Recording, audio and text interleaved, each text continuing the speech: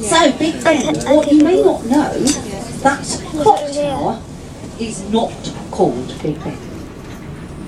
But you're not entirely wrong, because the 14-ton bell inside the clock tower is called Big Ben. The clock tower is called the Elizabeth Tower, named after our Queen last year on her Diamond Jubilee. Prior to that, it was known as the clock tower. The House of Parliament, not its official title, is the Palace of Westminster.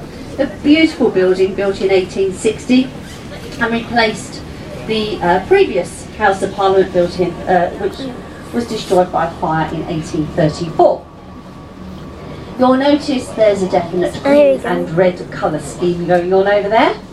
Well, that's because there are two Houses of Parliament. We have the House of Commons, who vote and debate on legislation, and inside there all the seats are green.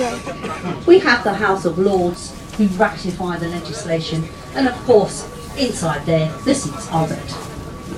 Those awnings on the balcony, there's a definite divide in the centre.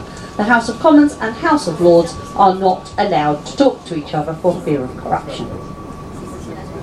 Even the bridges are coloured accordingly. Westminster Bridge green, and now the bridge in front of us red, because years ago they even had to walk across those separate bridges. The taller tower to the left is the Victoria Tower, named after Queen Victoria, of course.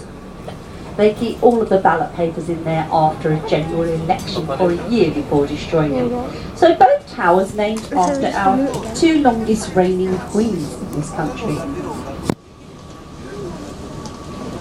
King Henry VIII, that very famous king who had those 6 wives, he lived here right up until the time it officially stopped being a palace, but we do still call it the Palace of Westminster, and he went off to Hampton Court, which is some way down the river, or up the river I should say, in front of us. But have a look at these steps